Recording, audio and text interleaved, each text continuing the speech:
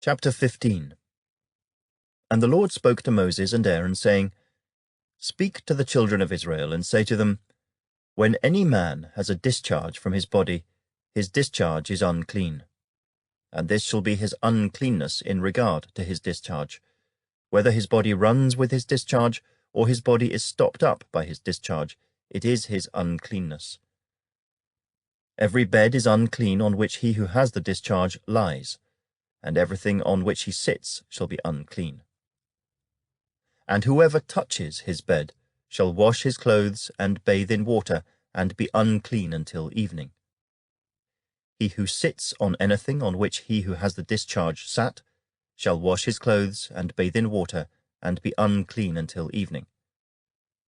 And he who touches the body of him who has the discharge shall wash his clothes and bathe in water, and be unclean until evening. If he who has the discharge spits on him who is clean, then he shall wash his clothes and bathe in water, and be unclean until evening. Any saddle on which he who has the discharge rides shall be unclean. Whoever touches anything that was under him shall be unclean until evening. He who carries any of those things shall wash his clothes and bathe in water, and be unclean until evening. And whomever the one who has the discharge touches, and has not rinsed his hands in water, he shall wash his clothes and bathe in water, and be unclean until evening.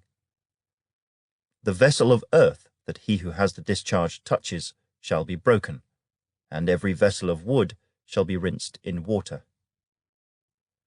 And when he who has a discharge is cleansed of his discharge, then he shall count for himself 7 days for his cleansing, wash his clothes, and bathe his body in running water. Then he shall be clean. On the 8th day he shall take for himself 2 turtle doves or 2 young pigeons, and come before the Lord, to the door of the tabernacle of meeting, and give them to the priest. Then the priest shall offer them, the one as a sin offering, and the other as a burnt offering. So the priest shall make atonement for him before the Lord, because of his discharge. If any man has an emission of semen, then he shall wash all his body in water, and be unclean until evening.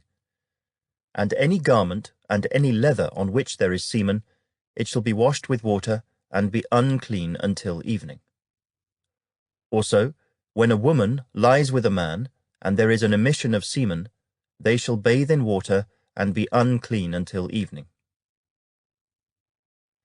If a woman has a discharge, and the discharge from her body is blood, she shall be set apart 7 days, and whoever touches her shall be unclean until evening.